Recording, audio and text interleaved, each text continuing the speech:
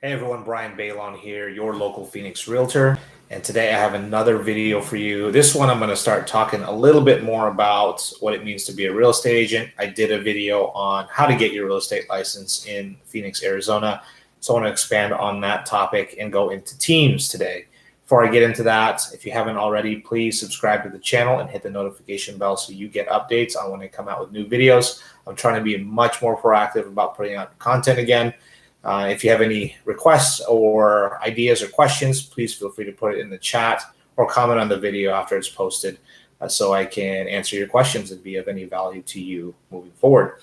So teams. All right. So let's say, for instance, you got your real estate license. And by the way, this applies not just to Phoenix, Arizona, but really nationally and even globally, because a lot of brokerages and agents are building teams and offer these sort of models. There's a bunch of models out there to structure a team. So this one here is based off of some of the models I'm familiar with.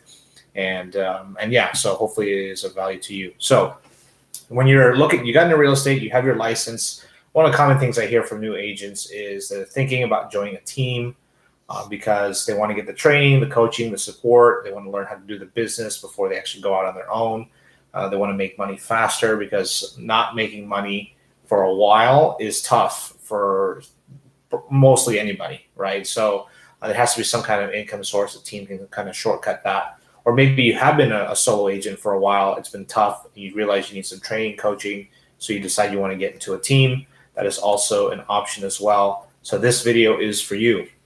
So the way I structured this video is I would recommend having a set of questions ready for a team when you're interviewing a team to ask, because you want to make sure that it also is a good fit for you. A team can benefit from you for sure, but you got to make sure it's the right fit for you.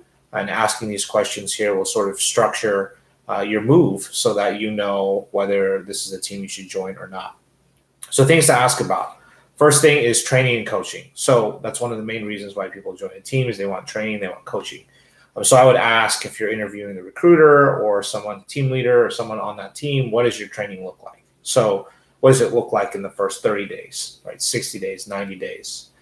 It usually takes about 6 months to get pretty on board with the systems and processes within a team into about 90% efficiency. So your next 6 months is going to be determined based on how to answer that question. So you want to make sure that they're very clear, they're defined. Isn't just one of those, oh yeah, you'll just shadow, so-and-so, and they'll teach you how to do it. That they actually have an onboarding process where you can know what it's like in 30 days and 60 days and 90 days and what you're going to be learning and doing in a given role, right? If you're a buyer's agent or if you are an admin, executive assistant, a listing coordinator, whatever the situation or whatever the job you're applying for. And also ask how much training is done in the team. So there's a team level. So every team, by the way, is that's not its own brokerage, is with a brokerage. So the brokerage at one level may have training and resources and support, and also the team itself will have training, resources and support. So you want to ask how much training is done in the team. So will you have a one-on-one coach, or will you have just somebody that's a buyer's agent that's more experienced that you can just tap their shoulder anytime? Will you have a dedicated coach? And is that coach going to be just one-on-one, or is that going to be for all new agents within 6 months and under? So you want to definitely ask that to make sure that you're getting coaching, because a lot of it's a mixture of mindset, taking action, and then seeing results, and then learning from those results, and then doing it again. So as you are navigating that process, sometimes a coach can really help shortcut what you need to learn and what are the major points to hit so that you can make the next breakthrough sooner than just figuring it out on your own. So, ask who's going to be training you, what does the team offer, what does the brokerage offer. Next one is support. So support in the sense of, okay, so you're in a contract, right? So you have a client who's buying a home. You have a question about, how many, or how do I phrase this in a contract for an offer, right? How do I ask for the seller to pay my buyer's closing costs, for instance, and what is the verbiage for that? So questions like that sometimes need to be made. Those answers need to be given and made within a few hours, if not as soon as possible. And that kind of support there, if they say 24 hours, is it the same day? Is it, we'll get back to you as soon as possible?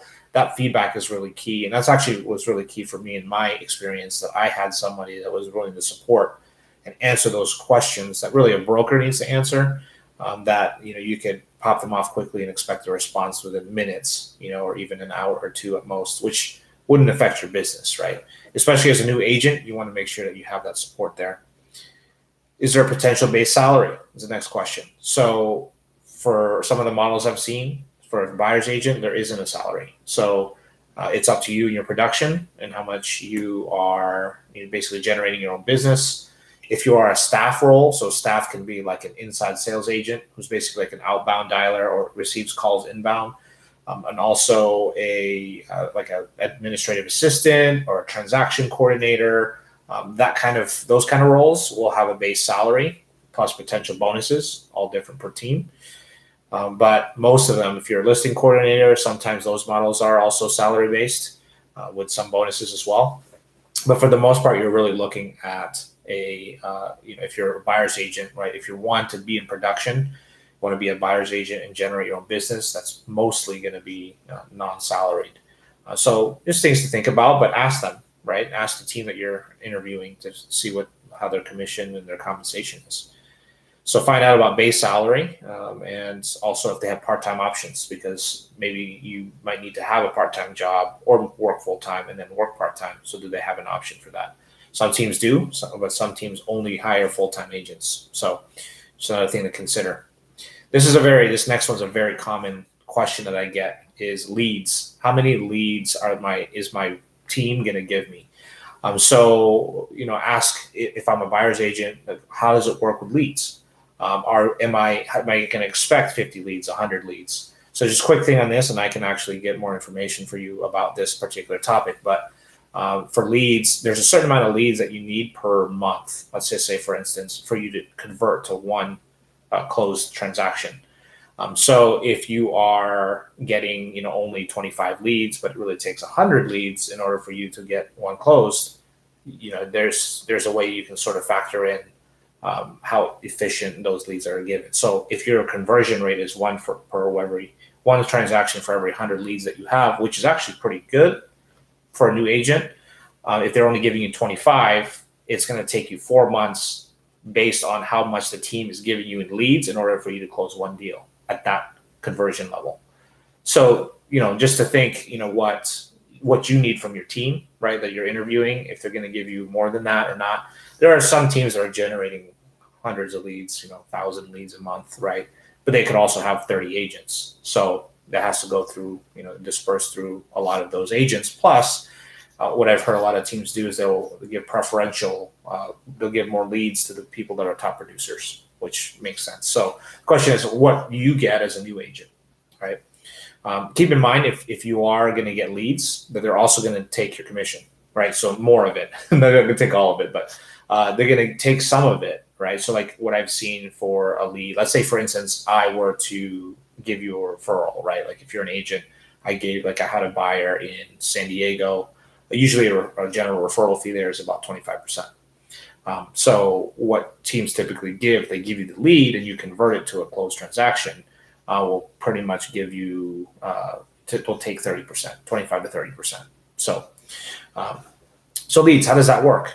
And ask them, how many leads you get, what are the lead sources is important, right? So there's a difference between, like a list that they can get from, one of the services, the lead sources that are out there, to a title company that could possibly give leads, or a Facebook ad, right? Or Google ads, right? These are all different quality of leads. And sometimes Facebook ads aren't really the best data, even though right now it's all the craze in real estate is Facebook leads. So you might be able to pick one up. If you're in Cal Williams, you may be able to pick, a lead up on Facebook for like $1, right, per lead. So $100 for every 100 leads. Not bad, right? And then if it closes, you can close one of every 100. That's not a bad ROI, right? But at the same time, from my experience, I've seen about $50 or 50% of it is bad data. So you're not getting the right phone numbers. You're getting fake names, fake emails, right? So sometimes they don't have an email. So you just sort of have to decide find out what actual lead sources they're using, so that that you know that you're getting quality leads, which by the way is like almost impossible to get 100% accuracy. So it's 50% is pretty average. You can get them 60, 70% is like really impressive, but 100% is that's just not out there. Next thing is accountability. So it's very funny because, you think I'm getting into real estate. It's going to be, my own schedule. I'm going to make my own, I'm going to choose who I surround myself with, who I get in business with, who my allied resources are, which means who are my lender partners, who are my title company partners. There's so much freedom. And so the question of accountability is like, why do I need that? Well, it is very important because accountability is actually one of the fastest to success in real estate. Very counterintuitive. Many people get in for the freedom, but in order to be successful, you actually need accountability. So to ask, most teams, most good teams, they're going to have some sort of set accountability, right? So team meetings is one way to do that. I know a team that does, top producing team in Arizona that does that. They do it every morning. They call it like a morning huddle, 45 minutes to an hour. There's like a kind of program. People are sharing the victories they had. They're sharing some bad news. But then, you're also held accountable to your numbers. So like every night, if you're a buyer's agent, how many dials did you make? How many conversations did you have? So they're tracking this stuff, right? As a team leader, the team leader is going to want to do that. If they're not doing that, not tracking the numbers, that's irresponsible of them. So because a team leader is trained to do that and it's responsible for them, they're going to expect those that are in their team to do the same. So then accountability is a major part of the process. So is that okay with you, right? That's something to consider. And then also, is there your coach? Are they going to hold you accountable, right? And do you want that, right? Is that part of what you're willing to undergo in order to be successful, and also undergo being part of the team, right? So just some questions to think about. And that's sometimes what people get caught up on. They think, wow, I wasn't expecting accountability to be an issue. But that is part of a team structure. So another thing is systems and processes. So what makes real estate really streamlined is that a lot of it is predictable. So what you do and the activities you take are predictable. What makes it unpredictable are the outcomes. So outcomes in a sense of the circumstances. So sometimes you can get into a situation where you're talking to a lead and all of a sudden they went with someone else, right? They said, I bought with my cousin, right? Or my mom's a realtor, and they don't tell you until they're buying a house, right? So those are sort of the unexpecteds. But if you follow systems and processes, right? If you have a set amount of what does it look like in the beginning, right? From lead generating, getting new clients to closing a deal, and exactly what the process is from from A to Z, then you can make your business much more predictable, right? Because if you keep doing the same things and then you see that you can follow the whole process and you can see, okay, if I do this in the beginning and all of these steps in the middle and towards the end, it's going to result in these many closed transactions per year. That's really what's amazing about real estate. It's that predictable, even though it doesn't seem that predictable. So you're going to want to know, does this team have a playbook, right? Or a training manual for everything, right? From beginning to end. Most do. Well, I shouldn't say that. Some do. Good teams do. They'll have the playbook. You can just plug in. It's like, hey, I want to write an offer. And then your coach or team leader should be just able to say page 87. And then you can go to page 87 and just check out, every step-by-step thing on how to write an offer, right? So that's key, right? A training manual is present. So ask if they have that. And then also ask for that, how long does it take for someone to be successful in the system, right? So with what the team has seen in terms of new agents, what are some incredible agents? What are some of the exceptional ones? What's sort of the average? And what are some of the ones that aren't doing so well and why, right? And usually what you'll find is the exceptional ones are the ones that were either they have a large sphere of influence, right? And they're just taking action at a high level from day one and just plugging into systems. That's really what it comes down to. Middle of the road, they're wrestling with the systems. They're sort of trying to figure out if it's something they want to buy into or not. And they're taking average at a mediocre pace or average pace. If you're not doing well, you're pretty much not committed at all, or you're just not taking action on what you need to be taking action on, which is just following systems and processes. It's that important. Systems and processes are that important. If they're good, then they're predictable and they get you results. And then all it is if the team has been able to do it based on their systems and models, and been able to produce a certain amount of transactions, which usually teams have. They've proven models, which are generally the same with little tweaks here and there per team, per agent. They have their own custom way of how they like to do certain things, which makes really your business unique. Well, that's not what's important up front. What's important is what is the basics and sticking to the basics. So here's a couple other things. I have two more. One is culture. So you want to ask what the culture is of the company, so of the team really, and the brokerage that you're part of. So yeah, as you're joining a brokerage, you want to find out, so what does this brokerage believe in, right? You may have certain beliefs, certain values, certain ethical items that you believe are important to you. You want to make sure that your brokerage lines up with that. Also, what is the value? What are the values of the team, right? What is important to the team? So, do they like collaboration? How much of competition is important to the team? Which, by the way, it's a good point. So, you need to be really self-aware about like what environments you are successful in, because I've heard of one team leader. They basically have this totem. It's like some kind of totem. I mean, it's not really like, it's just a way to like show people that you have the totem. And if you have the totem at your desk, it's because you had the lowest numbers for the last day. And it's sort of this way of showing, you have to like make it public and put the totem on your cubicle or something like that. And, show everybody that you have the lowest numbers and that you need to do better so you don't have the totem again, right? So nobody wants the totem, and it's a cultural thing, right? Like everyone's just trying to like not be at the bottom. So it's really interesting because some people won't like that environment, right? That's not a very conducive environment to their success. Maybe they want something more supportive, maybe something more encouraging. Okay, sure. But it's important just to find out what that is. And then the last one is requirements. So what are the hours you're going to be working? If you're staff, if you're an assistant, right? If you are, let's say, a listing coordinator, you might have a salary position. You might be 40 hours. Executive assistants would be more 40 hours minimum. I'm actually hiring an assistant right now. I'm looking at making them a salary, and they got to be pretty flexible. So the point is that, things happen in real estate at any given time. I just had to leave my house at 8 o'clock to open a door for a buyer. And they actually ended up putting an offer in it. But it's things like that an executive assistant might need to be able to do, right? So that kind of flexibility, but find out the hours, right? And what the expectations are of that role, because you might find yourself waking up at 9 p.m. or maybe not waking up. You're watching Netflix and now you have to get up and go across town 30 minutes just to open the door, right? So what are the hours working with the expectations of me as an assistant or whatever the role is you're taking? What are the minimum numbers, right? If you're a buyer's agent, is there a minimum amount of dials per day? Is there a minimum amount of conversations, right? How many appointments do I need to go on per week? All of these things they track. So you want to find out if, that's sort of what you can expect, right? And one that you want to do, right? If you're capable of doing, and if you're not sure if you are capable of doing it, then just ask them, so how many dials does it take, for an average, agent to get an appointment set? And then from there, how many set to conduct it?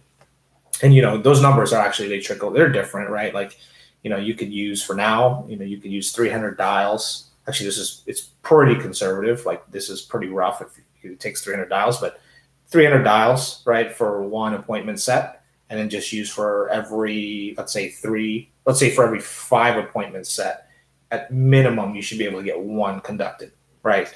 So there you go. So how many hours does it take to dial 300? That depends on what resources they have at your team, right? So they have a dialer, a single dialer, a triple dialer, right?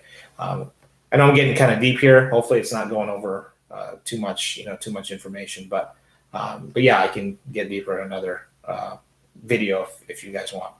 So anyway, back to requirements. So how many hours you're working, how many numbers you need to meet, what are the rules, right? So usually there's codes of conduct there's many layers actually. So there's codes of conduct at the real estate level, right? So like, for Arizona, it's the code of ethics to be a realtor. And then you have your local brokerage. They have their own code of ethics and rules. And then you have your team. They have their own codes of ethics and rules. Now, that's not intended to like just be stifling, right? But it's intended really just to make and have as high of a standard as possible for ethics, but also quality, right? So quality service, integrity, right? Honesty, all these kind of things. So find out what your team is, right? Your brokerage that you're joining also is really important. I know you're required to come in, right? So dress code, all that kind of stuff, which they typically onboard you with.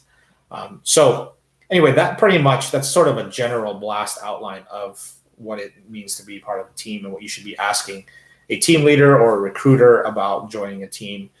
So here's what I say. It's a great option if you are starting out, right? Some people, a lot of agents I'm talking to right now are saying that, it's a good start. They want to try to, basically learn the ropes at a team level. And when they get confident and they start doing transactions, then they want to go on their own and then build their own team. Totally fine, right? Another option is you don't have to join a team to do that. If you have the resources, start with a coach and go solo right away and build your team. Because sometimes some teams, and it's another good question to ask, is they will provide you leads and then you're generating your own leads. And then sometimes they'll just take all your leads when you leave, right? So that's sometimes part of the contract. Or they're going to say, all the leads we gave you, we keep, and you can't work with them for 2 years, like a non-compete, right? So that's sort of the downside, is that you're building with a team. A team generally wants you to stay with them and not just take their leads and leave, or take their business and leave. So when you plant roots somewhere, just make sure how flexible it is for you to leave, and if it aligns with your future goals, which is very important for you to figure out if you're going to stay in real estate 1 to 5 years, 5 years down the road.